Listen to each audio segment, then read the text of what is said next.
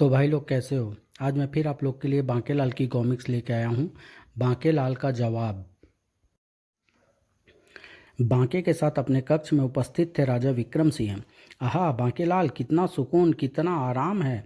अपना घर आखिर अपना घर ही होता है। क्यों बांकेलाल, तुम्हारा क्या विचार है? मेरे विचार से तो महाराज अपना घर बेवकूफ़ लोग बनवाते हैं और उसमें रहते हैं, मेरे जैसे बांकेलाल। ही। मैं मेरा मतलब है महाराज कि अभी थोड़े दिन आप तक तब तक तो सुकून व चैन से महसूस करते रहेंगे ही, जब तक मैं विशालगढ़ का तख्ता पलटने की कोई नई व भयंकर योजना नहीं बना लेता। जब तक राज्य कार्य का बोझ आपकी मोटी खोपड़ी, मेरा मतलब आपके सिर पर नहीं आ जाता। तुम ठीक कहते हो बांकेलाल, और वाह, झूले का भी अनोखा आनंद आ रहा है। बच्चू मोटे, झूले का आनंद तो तुझे तब आएगा जब मैं तुझे जोर का धक्का दूंगा। ही। अरे बांकेलाल, मैं गिरा? तू तो पहले ही बहुत गिरा हुआ है मोटे। अरे महाराज, टांग टूट गई ना? नहीं बांकेलाल, बाल बाल बच गई। क्या फिर कूल्हे की हड्डी तो टूटी होगी? नहीं, वो भी सलामत है। कमाल है, तो क्या सारी चोटें झूले को ही लग गई? इधर बा इधर बगल वाले शयन कक्ष में पलंग से नीचे गिर पड़ी स्वर्ण लता। ओह, यह भूकंप कैसे आया? कहीं दूसरे कक्ष में बाकेलाल से विचार विमर्श करते महाराज गिर तो नहीं पड़े? जबकि इधर बेड़ा गर्क, सारी हड्डियां सही सलामत है। मेरा मतलब महाराज की शुक्र है आप बच गए। यह सब मेरे अच्छे कर्मों का ही फल है महाराज कि आप बच गए। वो तो ठीक है बाकेलाल, मगर मैंने बगल वाले कक्ष से कोई गट्ठर गिरने की आवाज़ सुनी है। वो कैसी आवाज़ थी? अरे महाराज, भूकंप की आवाज़ का मतलब आप गिरे हैं, और गट्ठर गिरने की आवाज़ का मतलब महारानी गिरी है। इधर विशालगढ़ में आया हुआ था एक व्यक्ति, सुरता सिंह। सुनो भैया, मेरा नाम सुरता सिंह है, तुम्हारा भुरता सिंह। अगर तुम चाहो तो ये हीरा तुम्हारा हो सकता है। अच्छा भला, वो कैसे? इतने बड़े हीरे से तो पूरा विशालगढ़ खरीदा जा सकता है। तुम्हें मेरी एक पहेली का उत्तर देना होगा। उत्तर ना दे पाए तो माल से भरी ये बैलगाड़ी मेरी होगी, अन्यथा ये हीरा तुम्हारा। बोलो मंजूर? मैं एक जोहरी हूँ, और इन संदूकों में स्वर्ण धूल भरी है जिससे मैं सोना बनाता हूँ। अगर मैं इसकी पहेली का जवाब न दे पाया तो मेरा बहुत नुकसान होगा। पर क्या पता, मैं जवाब दे दूँ तब वह हीरा मेरा हो जाएगा। लगा ही देता हूँ शर्त। मुझे तुम्हारी शर्त मंजूर है, पहली बूझो। अच्छा तो बताओ, गूंगा रोटी कैसे मांगेगा? भुरता सिंह फौरन घोड़े से नीचे उतरकर गूंगे द्वारा रोटी मांगे जाने का अभिनय करके दिखाया। ऊ ऊ आ। अच्छा अब बताओ कि अंधा कैंची कैसे मांगेगा? वाह, यह तो बहुत आसान प्रश्न था। भुरता सिंह ने इस बार अपनी उंगलियों को कैंची की तरह चलाया, जिसे देखने के बाद सुरता सिंह ठास लगा उठा।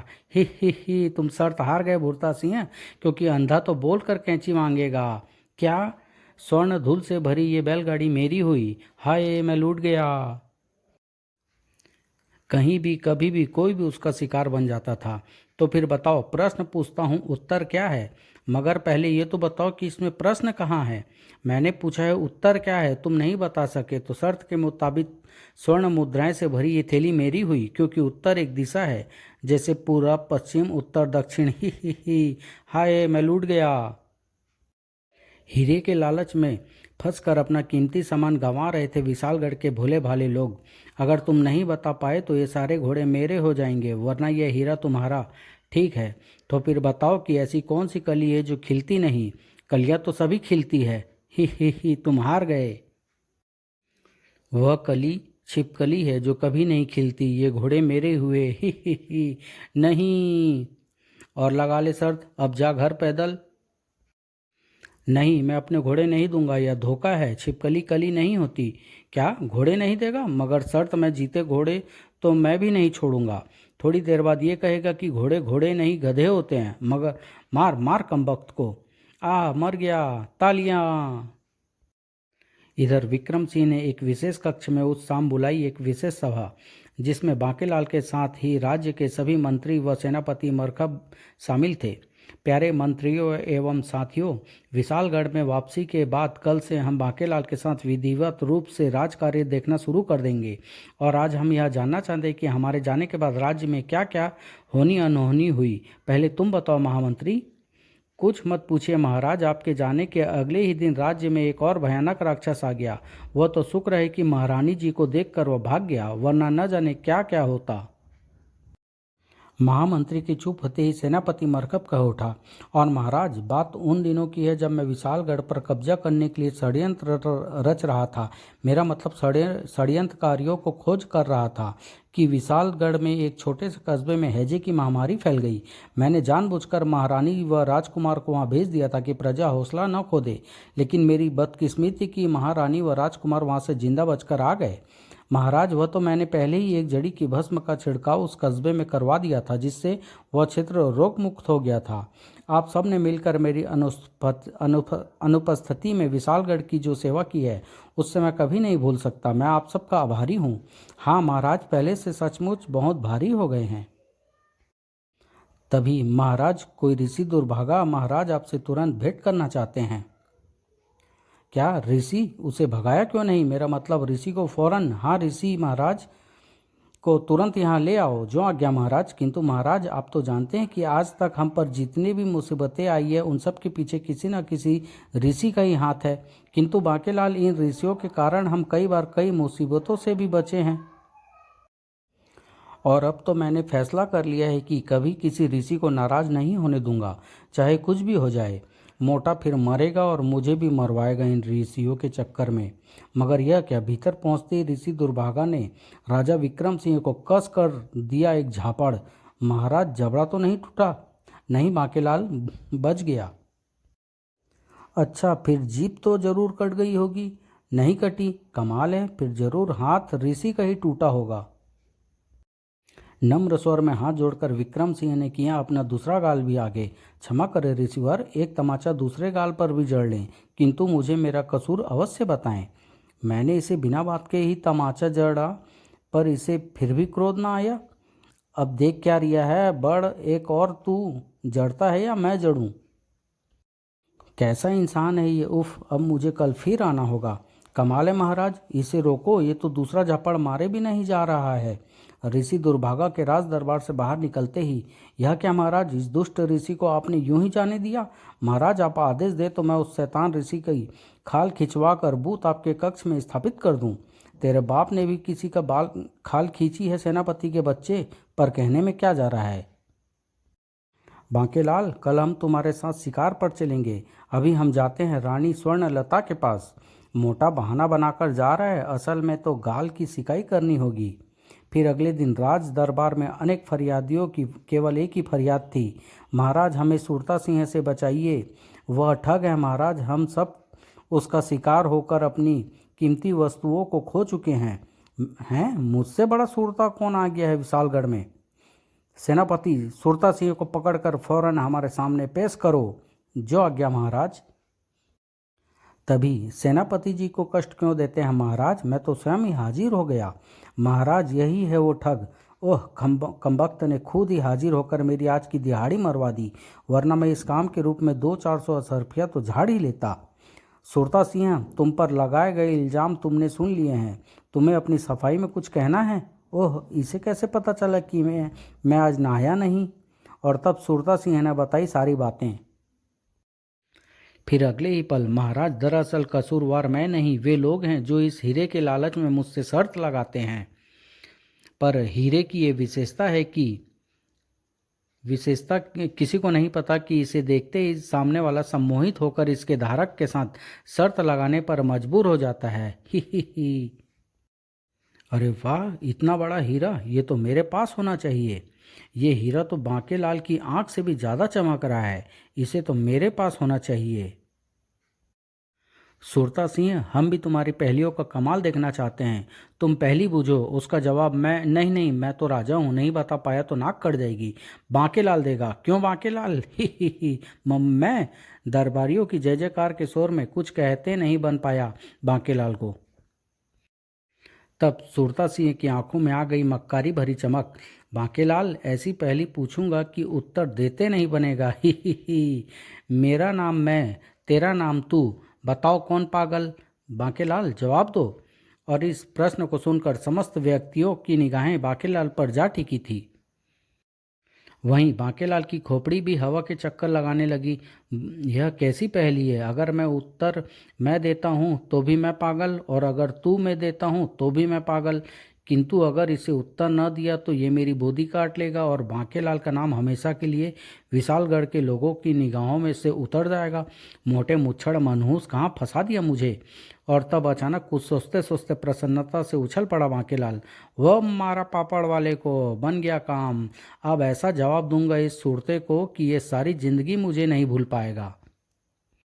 बांकेलाल मुर्गों की तरह गर्दन अकड़ कर बोला, कुकुड़ुक्कू, मेरा मतलब है महाराज कि मैं इसके प्रश्न का जवाब कल दूंगा। लेकिन महाराज, अगर इसने जवाब कल से पहले मांगा तो इसे गंजा होना पड़ेगा और भरे दरबार में खानी होगी 101 जूतों की मार।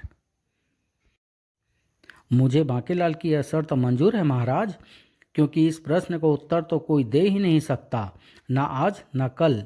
फिर अगले दिन दरबार में, महाराज, बांकेलाल ने मेरे प्रश्न का उत्तर आज देने का वादा किया था।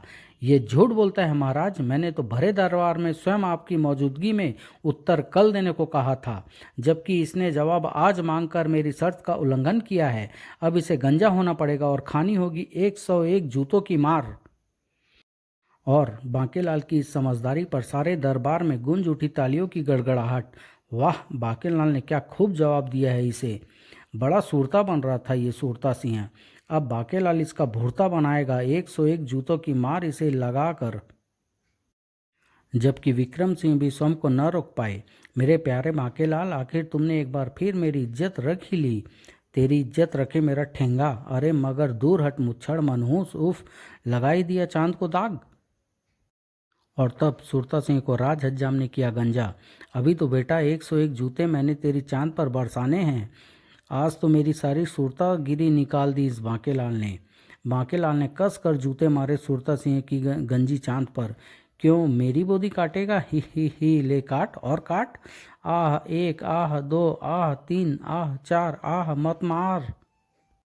तब बांकेलाल उसे खुद ले गया नगर की सीमा पर और, चल अब इस तरफ का रुख मत कीजियो। ही, वाह, मजा आ गया।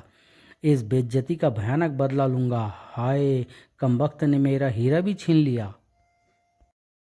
ऐसे ही एक दिन मुच्छड़ को भी लात मारकर विशालगढ़ के सिंहासन से नीचे उछाल दूंगा। क्या? ओह, सैनिकों के सामने यह हमें क्या कह गया? मेरा मतलब विशालगढ़ की और गंदी निगाहें उठाने वाले पापियों को ऐसे ही लात मारकर उछाल दूंगा। इधर बदले की भावना में जलता हुआ सूरता सिंह वन में आगे बढ़ता जा रहा था, आगे और आगे। कैसे कैसे लूंगा मैं अपने इस घोर अपमान का बदला। एक चतुर नार बड़ी होशियार, एक चतुर नार करके श्रृंगार, मेरे मन के द्वार में घुसत जात। इसे कहीं मिर्गी का दौरा तो नहीं पड़ गया? हम मरत जात अरे हे होए एक चतुर नार। ओह, यह क्या? मुझे अपने अंदर भयानक शक्ति का एहसास हो रहा है। जाने मुझे क्यों लग रहा है कि मैं इस वृक्ष की ऐसी की तैसी कर सकता हूँ। दूसरे ही पल सुरता सिंह की आंखों ने देखा वह चमत्कारी दृश्य। अरे, इस सुअर ने तो अपनी एक ही टक्कर में पूरे वृक्ष को धराशायी कर दिया। चलो अब मैं करूँगा समूची सुअर जाति पर राज। हा हा हा, ये मेरा रास्ता रोके कौन खड़ा है? ओह तुच्छ मनुष्य, पहले इसी बाधा को दूर करता हूँ। एक चतुर नार बड़ी होशियार, अपने ही जाल में फंसत जात, हम मरत जात। ऋषि दुर्भागा के हाथ से छूटी किरणें इस बार जा टकराई एक चींटी से और चिटर चिटर कितने आदमी थे। पहले इस सुअर को ही तबीयत ठीक कर दूं जो जंगल में सुरता बनना घूम रहा है। Cheater cheater. अरे, मेरा पाँव कहाँ फंस गया है? मेरा पाँव तो इस चींटे ने दबोच रखा है। दोनों में छिड़ गया भीषण संग्राम। उफ, ये तो पत्थर सा सख्त है। तूने क्या मुझे कीचड़ की तरह मुलायम समझ लिया था? इधर सुरता सिंह की आंख वह दृश्य देखकर मारे आश्चर्य से फटी जा रही थी। यह ऋषि तो बड़ा चमत्कारी है। इस पर कोई दौरा पड़ा हुआ है और इस दौरान इसके हाथ से कुछ विचित्र किरणें निकलकर जिस प्राणी से टकराती है उसे मिल जाती है अद्भुत शक्ति, जिससे उसका शरीर हो जाता है पत्थर सा मजबूत। फिर इस बार जैसे ही ऋषि दुर्भागा के हाथ से छूटी वह अद्भुत किरणें, तो उन किरणों की राह में आगे सुरता सिंह, एक चतुर नार, तू चाहे भाड़ में जा। मुझे तो मिल गई शक्ति, अब मैं लूंगा भयानक बदला। बांकेलाल की चियोटी भी ऐसे ही 2 टुकड़े कर दूंगा। मैं कहाँ हूँ? ऋषि दुर्भागा भी आ चुके थे सामान्य अवस्था में।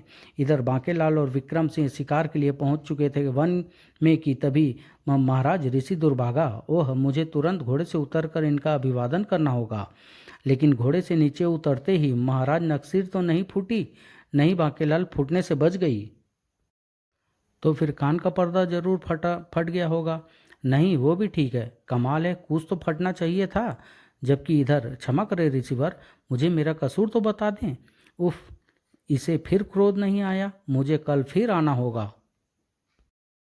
महाराज, ये तो सिर्फ एक ही मार कर चला गया। मेरा मतलब महाराज की इस ऋषि को फौरन सबक सिखाना जरूरी है। जब तक आप इसे भला बुरा नहीं कहेंगे वो आपको साफ कैसे देगा? आखिर महारानी जी भी एक स्त्री हैं, कब तक सिकाई करती रहेगी? राजा वही राजा, झापड़ खाए ताजा। नहीं बांकेलाल, मैंने जो तय किया है उस नियम को मैं भंग नहीं करूंगा।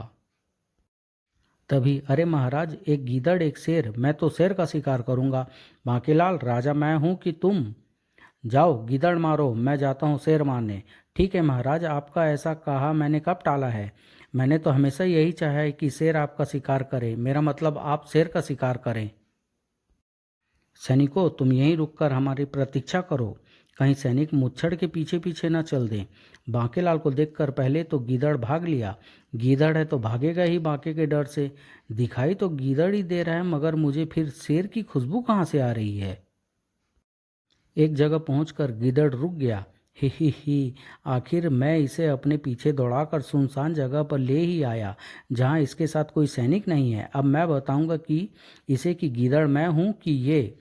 इधर गीदड़ को रुकते देख बांकेलाल ने भी खींच ली घोड़े की लगाम। ये तो रुक गया। भागने के लिए घोड़ा मोड़ता हूँ? नहीं, मैं बिल्कुल नहीं मोड़ने का हूँ। मेरे पीछे मुड़ते ही ये पीछे से मुझे दबोच लेगा। मैं नहीं मोड़ने का। हाँ। दूसरे ही पल गीदड़ ने बांकेलाल पर छलांग लगा दी। ये गीदड़ मुझ पर आक्रमण क्यों कर रहा है? मैंने तो सुना है कि गीदड़ लोग डरपोक होते हैं मेरी तरह। लेकिन इसके पहले कि गीदड़ बांकेलाल तक पहुंच पाता, गीदड़ से आ टकराया वह बलशाली सुअर। उफ, ये चींटी तो बुरी तरह से चिपक गया है। अब ये कौन टकरा गया मुझसे? इसे अपनी पीठ से ही फेंक देता हूँ, वरना ये मुझे भी मरवाएगा। हिन हिन। पर यह शेर की खुशबू कहाँ से आ रही है? अरे आह! एक चतुर नार बड़ी होशियार, बचाओ। दूसरे ही पल, पहाड़ किधर है? मैं घुसा मारकर तोड़ूंगा। चलो, पहाड़ न सही, विशाल चट्टान को ही चूरा बना देता हूँ। बांकेलाल को दिखाई पड़ा वह दुष्ट गीदड़। उंगली मारकर इस गीदड़ की खोपड़ी 1000 टुकड़े कर दूंगा। उफ, ये जंगली सुअर तो मार ही डालेगा। अरे ये क्या, सामने तो वही मानव है जिस इससे भी बचना होगा, क्योंकि सुअर से घिरा देखकर ये मुझ पर आक्रमण कर सकता है। गीदड़ तो पलक झपकते ही बांकेलाल के रास्ते से हट गया और बांके के सामने पड़ गया वही सुअर।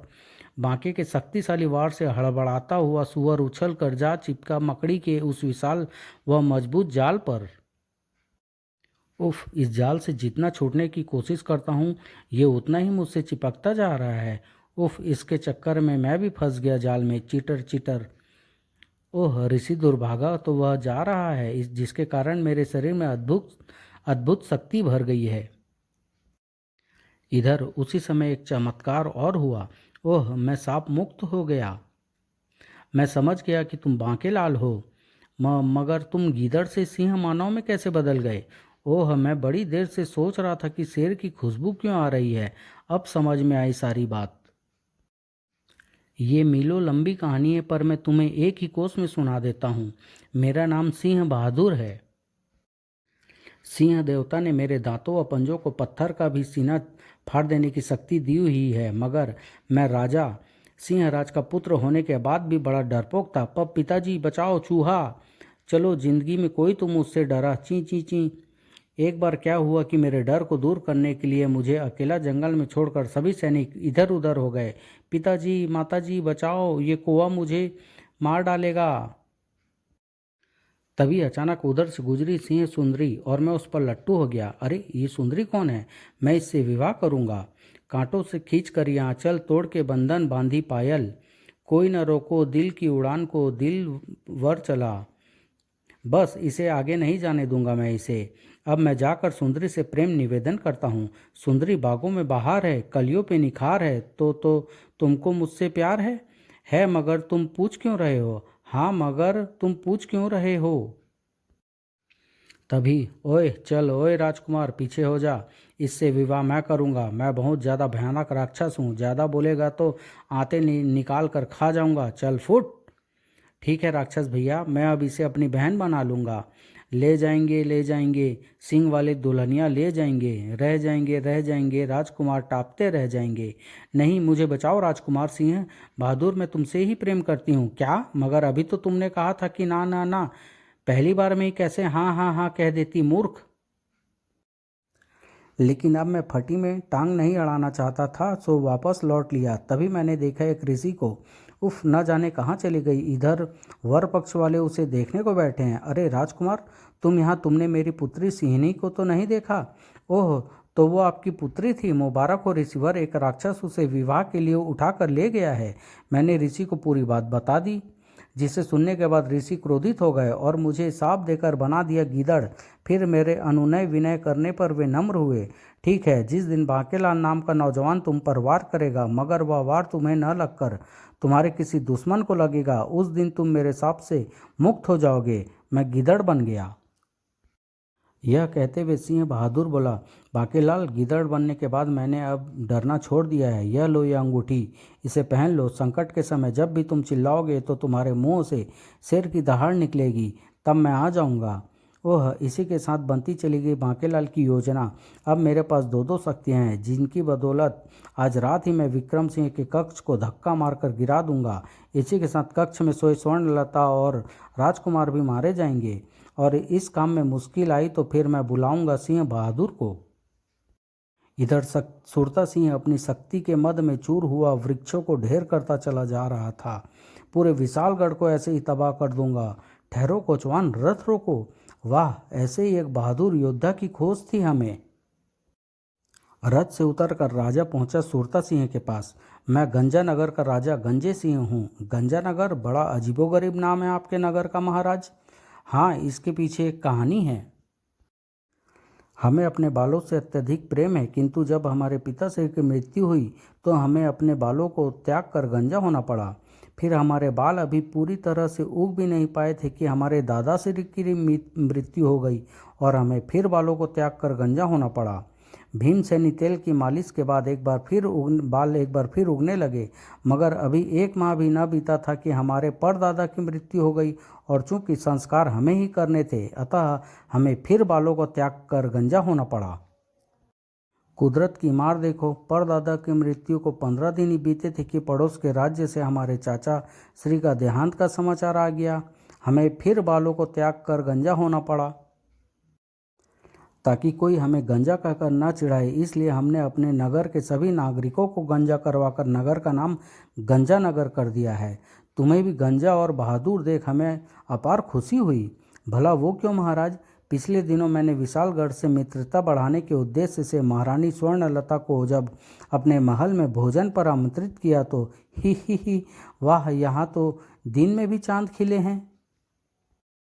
अरे रे रे महाराज, मक्खी आपके सिर पर बैठ गई है, फिसल कर गिर गई तो चोट लग जाएगी। तब रानी स्वर्णलता ने हमारा बहुत अपमान किया था। तब से ही मैं किसी ऐसे योद्धा की खोज में था जो मेरे उस अपमान का बदला ले सके और विशालगढ़ का नामो निशान तक मिटा डाले। तुम्हारी शक्ति देखकर मुझे यकीन हो गया कि तुम ऐसा कर सकते हो।